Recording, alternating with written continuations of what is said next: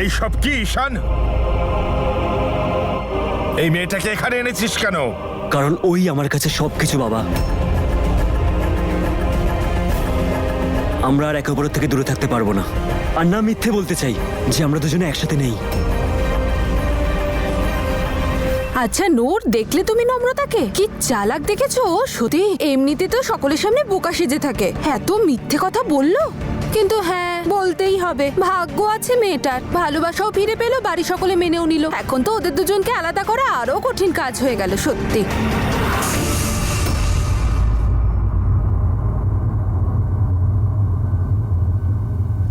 কি করছো তুমি নূর? তোমার যদি এতটাই খারাপ লাগে তাহলে তুমিও খোঁজো ঈশানের মতো একজনকে, যে তোমাকে সত্যি ভালোবাসবে, যে তোমাকে মন দিয়ে ভালোবাসবে, তোমার সব ইচ্ছা পূরণ করবে। এইরকম ছেলে যাকে নম্রতা চাইলেও তোমাদের ব্রেকআপ করাতে পারবে না, আর তার ততটাই সাহস থাকবে যে তোমার হাত ধরে সকলের সামনে গিয়ে দাঁড়াতে পারবে। আরে আমার তো মনে হচ্ছে ঈশান ওর বিয়ের কথা পাকা করে নেবে ওর বাবা মাকে বলে। ঈশান, এসব কি বোকামি করছিস? তুই তো ভালোভাবেই জানিস যে তোর বাবা চান না নম্রতার বাড়ির বউ হয়ে আসুক। তুমি চাও না বাবা? ঠিক আছে, আমি বাড়ি ছেড়ে দিচ্ছি।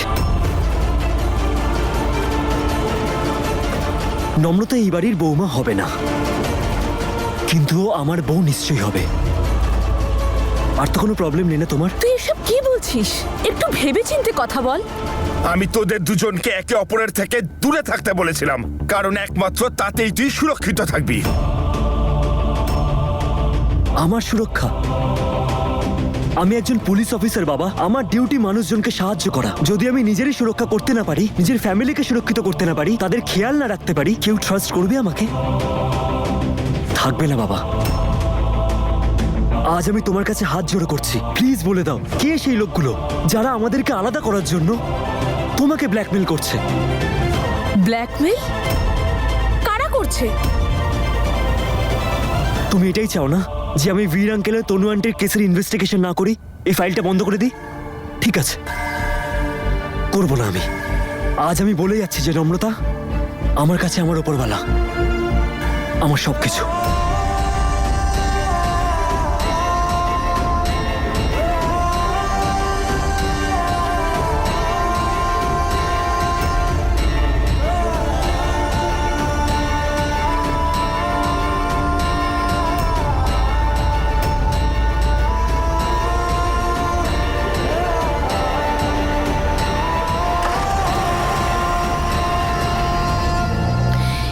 ঈশান এগুলো কি ব্যাপারে কথা বলছিল? আমাকে বলো ব্যাপারটা আসলে কি? আমাকে তোমরা কেউ কিছু জানাচ্ছ না কেন? আমি না তোমায় একটা খুব এক্সাইটিং খবর দেব। আর তুমি সব সময় আমায় রাগাও না যে আমি ভালোবাসা নিয়ে খুব ফিল্মি কথাবার্তা বলি and all that, but guess what? ভালোবাসা না এরকমই হয়, যে কোনো সিচুয়েশন, যে কোনো অবস্থায় ঠিকই জিতে যায়। আর আজ তো আমার দাদা সবার সামনে ফিল্মি স্টাইলে প্রমাণ করে দিয়েছে যে যদি কোনো লাভ স্টোরিতে দম থাকে না, তাহলে সেটা কখনো ফেল করে না। এমন কি করেছে দুজন?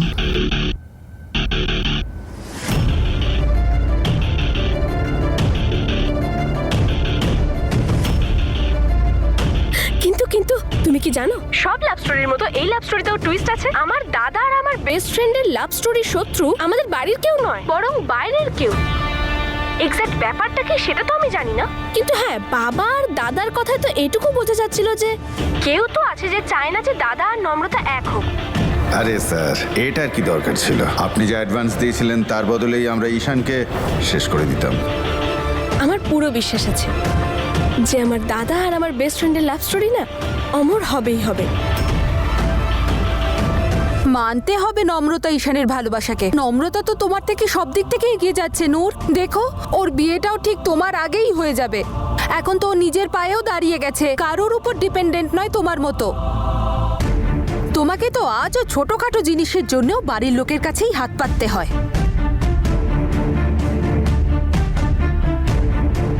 মানছে আমি প্রতিটি ব্যাপারে সবার উপরে ডিপেন্ডেন্ট, কিন্তু নম্রতাকে নিজের ভালোবাসা পাওয়ার জন্যে আমার উপর ডিপেন্ডেন্ট হতেই হবে। হ্যাঁ, যারা মন থেকে ভালোবাসে তাদের কে আটকাতে পারে? সে তো বটেই। I wish them all the best. Thank you.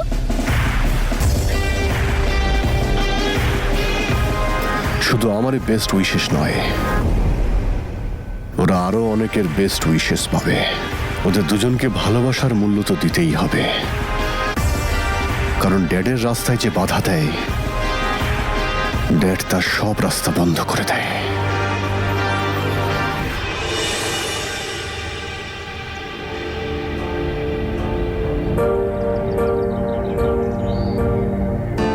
এটা এখনই হওয়ার ছিল। আরে দাদা, এখানে কোনো পাঞ্চারওয়ালা?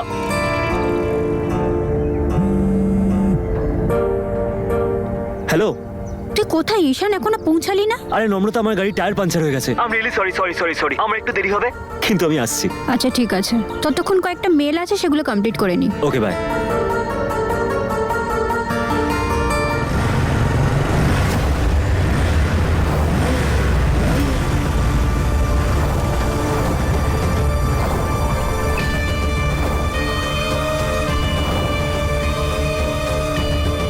কফি খেতে যাবে? কি কফি ভাই, হট না কোল্ড? আরে ও তো এমনিতেই হট। একটা কাজ করি, কোল্ড কফি খাই, তাও আবার এক স্ট্র দিয়ে।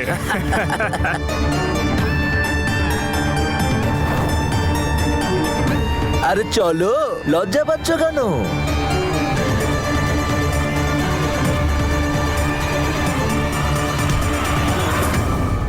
আরে আরে আরে, মেয়েটা তো স্প্রে মারছে। দেখো, দূরে থাকো, নাহলে কিন্তু আমি মেরে দেবো। আরে দূরে যাওয়ার জন্য কি কাছে আসছে নাকি?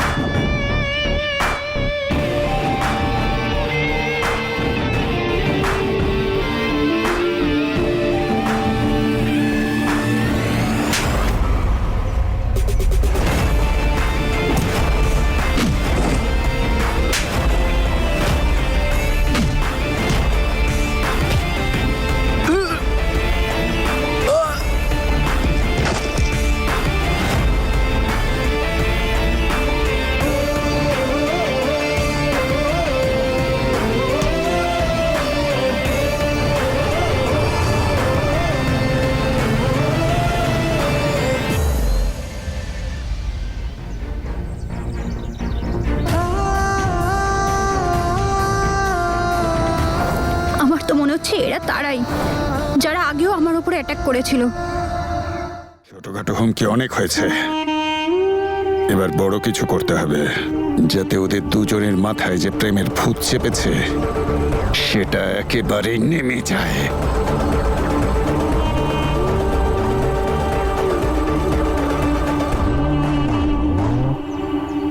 আমরা সামনে এসে গেছি, তো এরাও তো এখন সামনে আসবে। বলা যায় না, সত্যিটা হয়তো এইভাবে বেরিয়ে আসবে যে ওরা কারা যারা আমাদের আলাদা করতে চায়, বা ওরা কারা যারা আমার মাম্মা বাবার অ্যাক্সিডেন্ট করিয়েছে।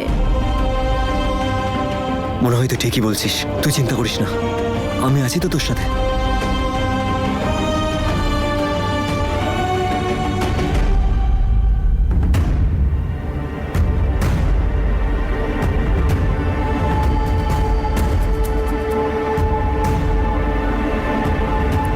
নূর,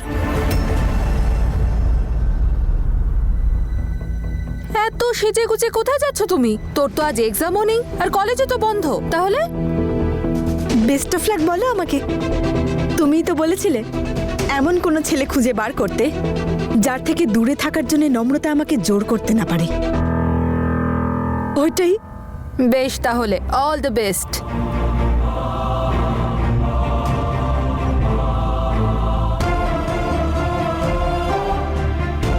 নম্রতা, এবার দেখব তোর ভালোবাসায় কত শক্তি আছে।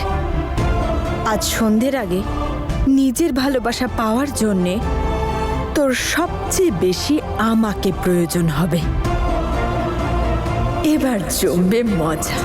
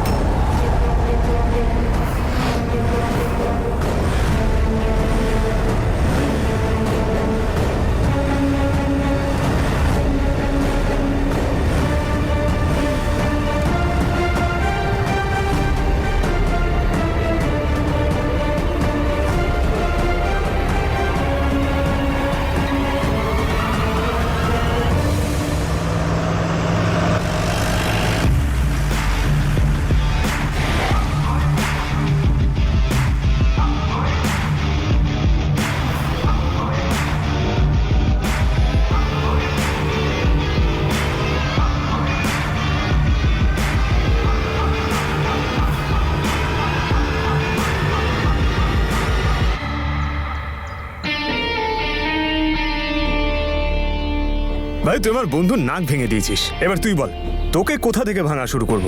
তোর বন্ধু আমার বন্ধুকে ডিস্টার্ব করছিল, ব্যাস তাই ওকে একটু ডিস্টার্ব করে দিলাম। ভাই মিথ্যে কথা বলছে, আমরা শুধু কফি খাবো বলেছিলাম। ফ্লার্টিং নাকি?